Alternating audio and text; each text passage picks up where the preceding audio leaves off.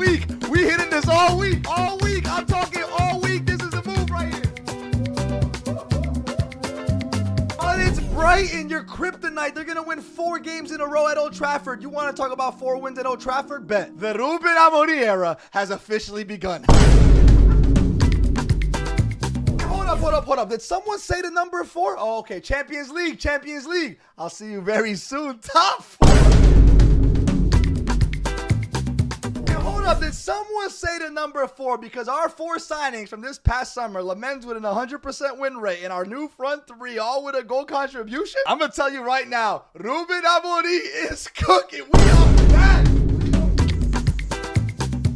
They called him a madman. They clowned him. They said he couldn't do the job. They wanted him out, and they called me a madman too for believing in the project. I tried warning you guys. Once the chemistry, once the connection started happening, it was gonna be raps. And I'm telling you now, we all know it. He will be the man that brings us back to the glory days. You know it. The haters know it. Even the team knows it. Look what Cunha says after the game. Everyone has full confidence in him. He's someone that pushes us forward. This guy is an absolute animal. Pair him with this guy who says, I came to a big club to fight for the best places. These two, we got a deal getting these 2. They are changing my life. And let's talk about the 3rd goal scorer as well. Casemiro, let's be honest, the moment he gets off the field, we lose control of the midfield. But you could have your preference on who should start and who shouldn't, but all I'm gonna say, this guy is a key piece for our success at this moment. And look at Ruben Amorim celebrating with a come on to the Stretford end. Even the players vibe, and you can see something beautiful is being built. And there was a moment where subs were made and Brighton was allowed back into the game, but overall we got 3 points. I'll leave the analytical and go deep dive into all the players for the YouTube video, but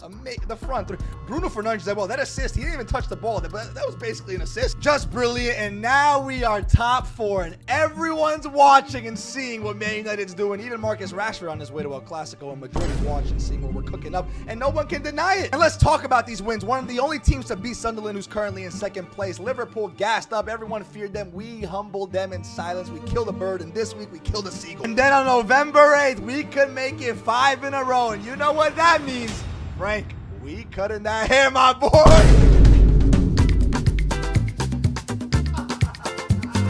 Come on. Wait, and I almost forgot. My bad. We're ahead of Liverpool. We are ahead of Liverpool. Boys.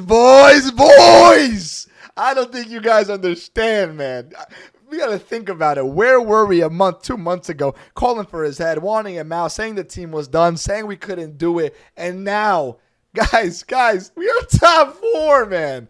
Top 4. We are above Liverpool. We are above Chelsea. We are above Spurs. We are the same point as City, okay? Why can't we win the league? Someone might come into the comments and say you're delusional, blah, blah. But I've been called delusional my whole life. When I backed Ruben Amorim and said that we would easily finish top 6 this season, people call me crazy. And I'm doing it again. Why? Can someone give me in the comments right now one reason why we can't win the league? We only have 1 game to focus on. Arsenal got Champions League, other competitions. We only have 1 game to focus on per week. We might have later on the FA Cup and things like that. But besides that, we're out the Carabao Cup, okay? We need to focus only now on 2 competitions, FA Cup and the Premier League. Why not? We have depth. We have a squad, and they're all staying healthy, all staying fit at the moment. Fellas, why not? Seriously, bro. Let's go and do it. Remember back then, Leicester 2016, when no one thought they could do it? Why not us? We finished 15th to champions. And you might be looking at this video and saying, you're crazy, Matty. You're insane. Why are you even mentioning that? Why are you even thinking about that? Because why not? Why not? And I just need to take a moment right now. Let's just say that even though, being champions, we don't do it. I think top 4 is a must at this point. Why not? Why? We beat Chelsea. We beat Liverpool. We gave a game to Arsenal that we should have won. Why not? Guys, I am so freaking happy because now what are they going to say? What are people going to say? The narrative has completely flipped. Nobody can talk bad about Manchester United anymore. Not a single person. Yes, we're not in a European competition. Yes, we lost to Grimsby. But besides that, when we're looking at the Premier League and the way we have improved this season, nobody can tell me anything. We are one of the best teams in the Premier League. And that is a fact, an absolute fact. And let's talk about the game, more in depth about the players. I know people like when I go and talk about the players and some of the goals, right? But let's talk about, first things first, how different this team is, right? And that's not coming from me, a Man United fan. I'm talking about also the Brighton players and Brighton manager. I'll talk about it. Danny Welbeck, who had a fantastic free kick. Some people might say that Lament should have got it, but I thought it was a brilliant free kick. He says it's the best team we faced in a while. They are well organized and structured. They always have incredible players. And then Brighton's manager comes out and says this team is much more intense, much more compact, defending forward, and more quality. The money was well invested. All it took was some time. People are too reactionary. People want results too quick. Patience. I told you guys, patience. I didn't even think it would be clicking this quickly. I thought we would have to wait until after the January transfer market, make 1 or 2 more signs. It's already clicking. And it's not coming from me. I want to make it clear. It's coming from the player, the manager, and everyone with an eyeball and vision can see it. It's already clicking. And we're going to go through all the players and all the goals, but let's just really quickly talk about Ruben's quotes. Here are my 3 favorite quotes from Ruben Amorim. This first one, I really appreciated the way the 3 forwards defended. I noticed that throughout the whole game. They were getting back. They were defending. There was a point where Cunha got us a corner kick because he made a tackle on our touchline. That was insane.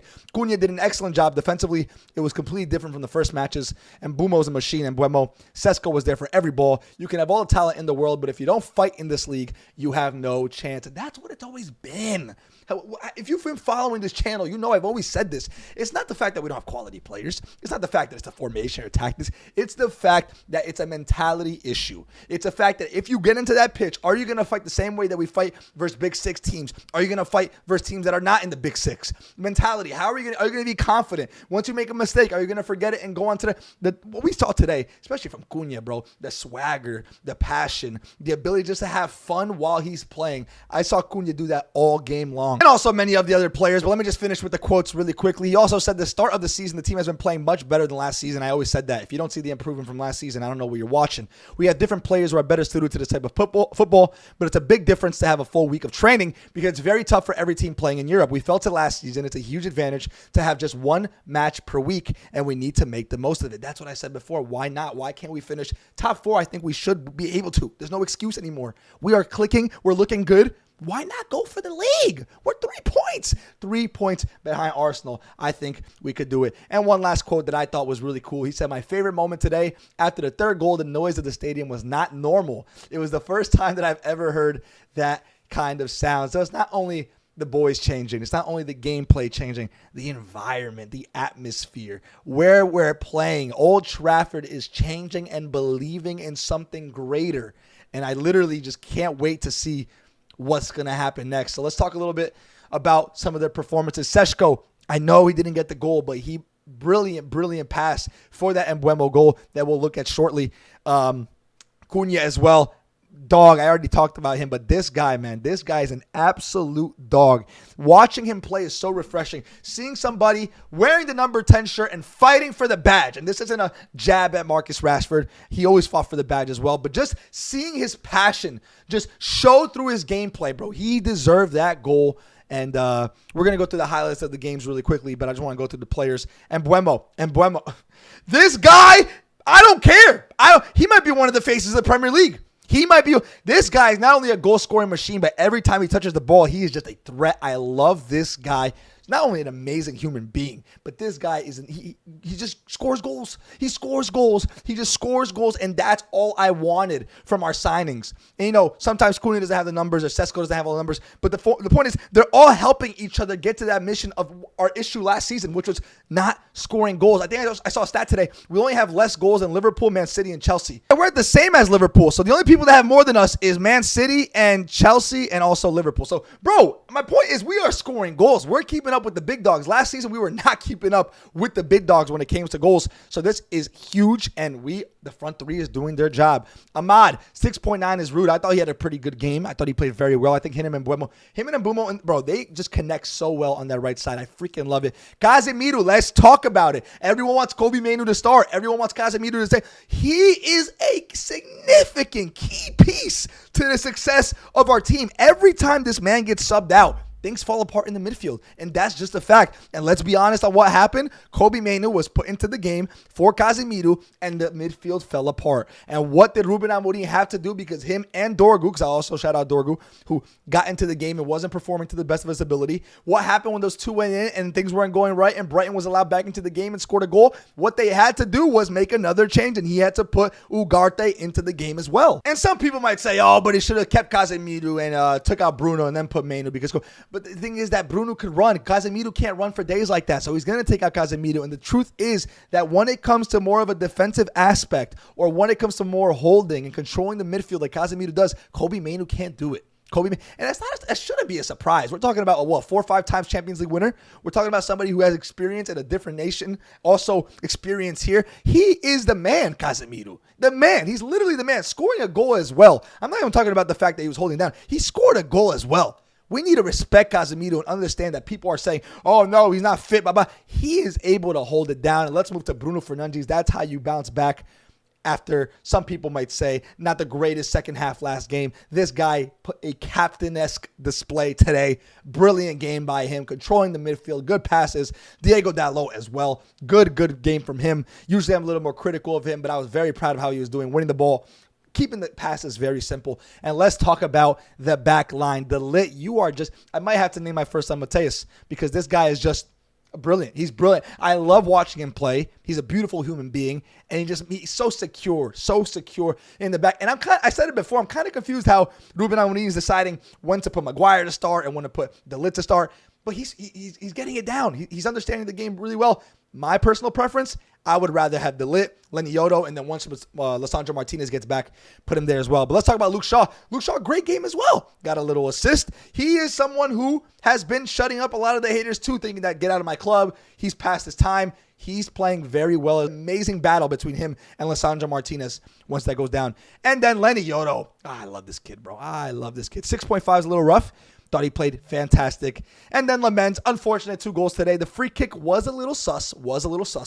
But I think overall, besides that, just a calm goalkeeper makes everyone else's lives better, keeps the defense composed, keeps everyone in them. And he doesn't play around. If we don't need to play it out in the back, if we don't need to cause issues, he boots it up. And I love that. I absolutely love it. And anyone else that came in, Xerxes finally came into the game. Thought he had some good touches. When he first came in, the intensity wasn't there, but he picked it up in the last couple minutes. And I'm excited. Hopefully he gets more time.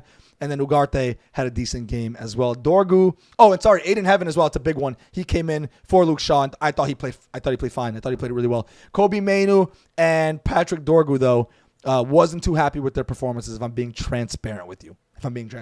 Someone can tell me if they think I'm bugging, but don't think that was their best games. But overall, let's look at some of the goals really quickly. Here's Cunha's goal, a little mixed up in the middle. Falls to Casemiro. Casemiro with a brilliant pass. Brilliant. And that first touch by Cunha is brilliant. Into space. And finds a corner, bro. He's so good. Bro. Brazil, bro. Bro, he's brilliant, bro. Proper number 10 on the team. This cameraman needs to get fired. He needs to put a little bit higher. But overall, brilliant goal, 1-0. And then Casemiro, this is another view over here. Lucky deflection, but a shot is a shot, and it went in. And Casemiro gets the goal. Then the free kick, then the other goal. Then we got very scared versus Brighton. I'm not going to show those goals. But and then I can't really press play here because I think I'll get copyrighted. But, bro, Mbuemo, bro. Mbumo.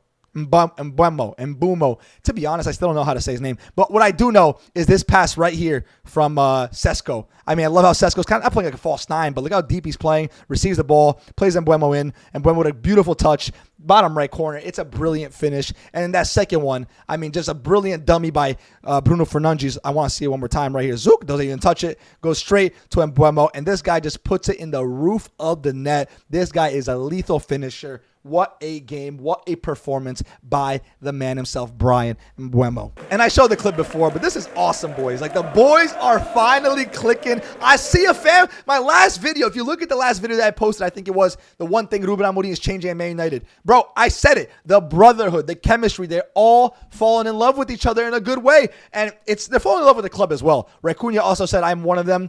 The ones that he says, this is the club I grew up watching, and to be here is a mix of sensations. To help them is my dream come true. We finally have players who understand the magnitude of this badge. They want to fight for the badge, and that's what Ruben Amorim wanted to create, an environment where everyone can reach their full potential, but also understand that you're not playing for yourself. You're playing for the full team. You're playing for the success of the team, and now that they're contributing, now that they're all understanding their role, even the bench players who are not playing, we saw Kobe Mainu celebrating last week, they all understand it, that they are contributing to the success of Man United, and that's how dynasties, that's how proper teams are built, and it's happening, guys. It's happening at this exact moment. And when I didn't think the day could get better, boys, I mean, this one is just...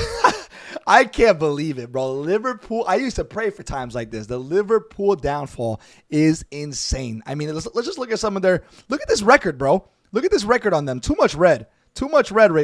Recently, just too much red. And we look at the table, guys. Who would have thought? And I said, two reactions. I think my first ever YouTube video this season was everyone needs to relax, which was right after, I think, the first game or second game. I said everyone needs to relax because it was so early in the season. And look at this. 5 games into the season, Liverpool were 8 points above the rivals, Man United. 4 games later, Man United are above Liverpool. It was so early in the season. Now we're shaping to where the teams should be. And we are in the top 4 where we belong to be. And I'm so happy, yo, because Liverpool losing, us winning, it's just an amazing, amazing day. Amazing day. And I'm hitting this dance all day. I've been hitting it all day already. You saw in the intro, I was hitting it.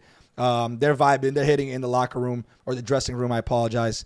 Look at that. Nice little dance. And also, I want to talk about some flags that were put in the stadium today, I guess, by some of the fans. They're sick. This one is absolutely sick. Whoever created this one, give them a raise. Cunha, the Brazilian mirror. This is an amazing one. And I think Embuemo also got one. Le Leon. Look at this one, bro. You guys went off. Everyone out there in the Stretford end, in the stadium. Thank you for bringing the noise and letting the boys feel supported. But guys, I think that's it for now because I want to go and post some more content. But Liverpool lost, and man, at the end of the day, we are in 3 games in a row winning. 3 games in a row we have won. And not only that, we have the ability, we really do, looking at the next couple games, to go ahead and make it 5 because I think we could beat Forest. I don't know if Dashball is back. I don't know if he's going to change them up. But I think we beat Forest and then Spurs, and we can even beat Everton. The Spurs game that's the one that's fearing me. I think Forest. We can go to the Forest and take care of that. And if we do, where's my boy? Yeah, here he is. My boy Frank. He's going to cut his hair, bro. I feel it. I think it's going to happen very, very soon, and I'm excited, bro. 4-2. What are they going to say now? Top 4. The boys are clicking. Life is good. Enjoy your weekend, boys. Think about what's going on right now. Man United are unbeaten in 3 games. We defeated Liverpool. We stopped the Brighton streak of them embarrassing us, and we are officially back. I tried telling you guys. Nobody wanted to listen. Some of you wanted to, but I told you the Ruben Amorim era would start very, very soon, and here it is. The moment, the day that someone comes and tells you your child's going to be looking at you, Dad, when's the day that there was a bump? I see there was a bump during the starting in 2010 and kind of went on to 2020s. When did it change? You're going to look him in the eyes and say, Sesko Cunha Embuemo Shaw Yoro Fernandez the third. That's going to be your son's name, right? You're going to the third. Oh, son. It was a man called Ruben. And he had a rough start. I'm not going to lie, son. He had a rough start, but he's the one that made this all happen. It's going to happen. I tried telling you guys it's going to happen. But, guys, really quickly as well, tomorrow, I already said it. I made a video on it. Yamal is talking crazy. If you haven't seen it yet, it's on my YouTube shorts. Go check it out. He is dropping the craziest bars. I think he just dropped a story as well, right? Yeah, this guy is crazy, bro. This guy's crazy. It's going to be insane. I think Marcus Rashford he was watching our game, bro. So respect to Marcus Rashford. But this El Clasico is going to be insane. It's going to be an insane game. Not sure if I'm going to live stream it, but I'll definitely make a video on it depending on what goes on. But guys, God bless you guys. Have an amazing, amazing weekend, bro. Liverpool has lost. Man United has won 3 games in a row, and we are above Liverpool, and we are in the top 4 of the Premier League. I am not lying. This isn't a dream. Top 4 of the Premier League. The Ruben Amorim era has begun. I love it. Should I hit the hip dance one more time? Nah. My hips are hurting, to be honest. But I'll see you guys in the next one. See you guys on Matty Mondays on Monday. Peace out.